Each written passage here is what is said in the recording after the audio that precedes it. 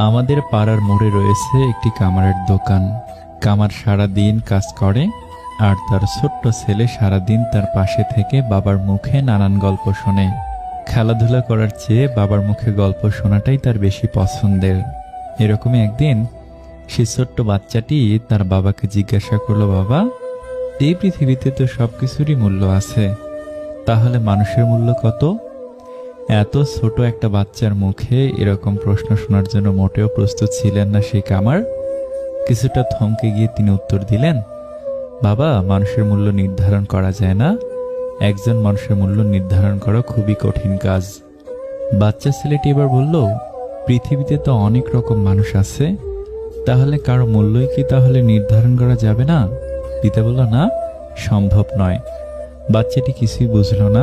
সে আবার তার বাবাকে জিজ্ঞাসা করলো, মানুষের যদি মূল্যই না থাকে, তাহলে এই পৃথিবীতে কেন কেউ ধনী, কেউ গরিব, কেউ কেন বেশি সম্মান পায় আর কেউ কেন কম সম্মান পায়?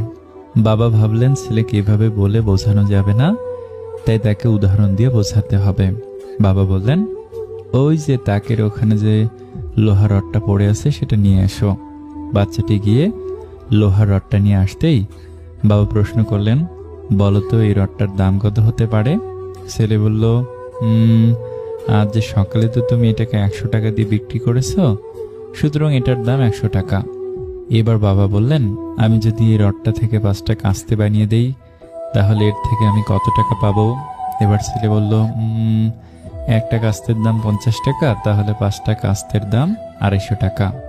বাবা বললেন, এবার যদি রডটা থেকে আমি নানান মেশিনারি, ক্ষুদ্র ক্ষুদ্র জিনিস বানিয়ে ফেলি, তাহলে কি হবে?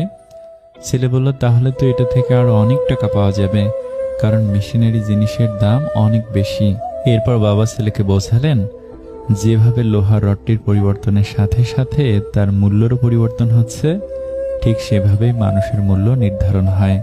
একজন মানুষ বর্তমানে কি অবস্থায় আছেন এবং ভবিষ্যতে তিনি নিজেকে কোন জায়গায় তুলবেন, তার উপরে সেই মানুষটির মূল্য নির্ধারিত হয়।